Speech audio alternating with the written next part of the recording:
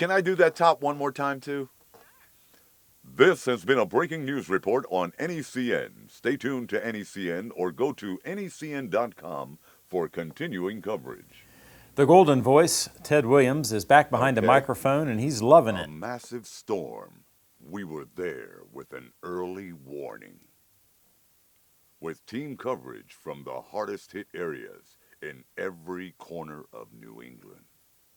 In the past As few New weeks, England Ted has been recovers, seen all around stay Columbus. with us The Dispatch for caught up the with him and his latest on fiancée, Kathleen Chambers, in their Dublin apartment. Since we've been home, we've had a great time. You know, I've been spotted so many places, but I enjoy being spotted because I'm glad to be back here in Columbus, Ohio.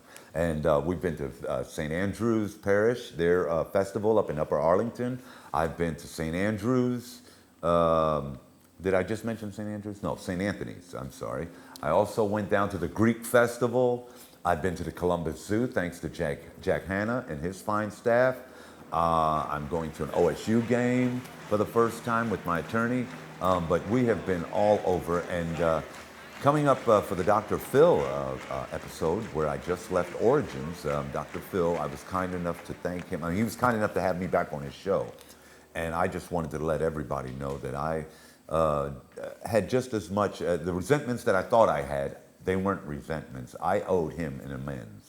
And as much as he's done for me, his cares and his concerns were not in vain. And I just wanted to thank him fully for allowing, I'm sorry.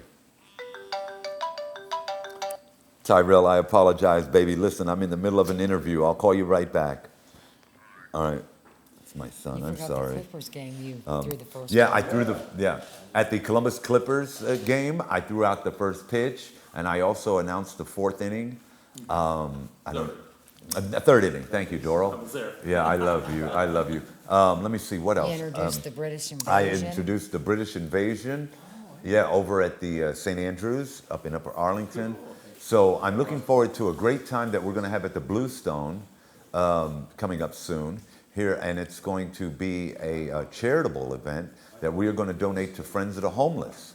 All of the proceeds that we generate from that event, and it will be on the same day that the Dr. Phil show airs, in which I'll be making my apologies to Dr. Phil. And Yes. we're all familiar with the rise to fame in January, and you were just everywhere on every media outlet, and you went into rehab and came out of rehab, and I went back to rehab. Describe rehab the second time.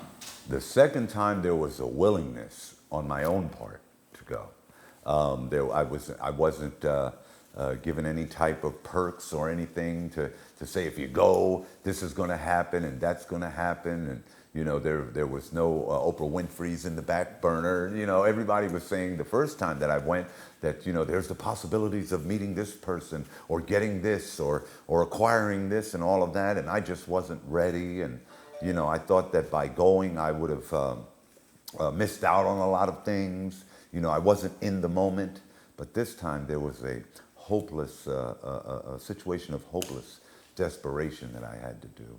And I met Brett Adams, who's my attorney, and he encouraged me. He encouraged me to do it. He said that you could probably do some bigger things if you really applied yourself into getting some help, because he saw that I was deteriorating, and all of this big notoriety had just taken its toll on me. And so I did have some willingness this time. And nobody thought I was going to last, Doral. Nobody. Everybody thought that I would do 30 days and maybe leave, or 45 days and leave. Nobody knew that, or even suspected that 90 days was embedded in my heart to do.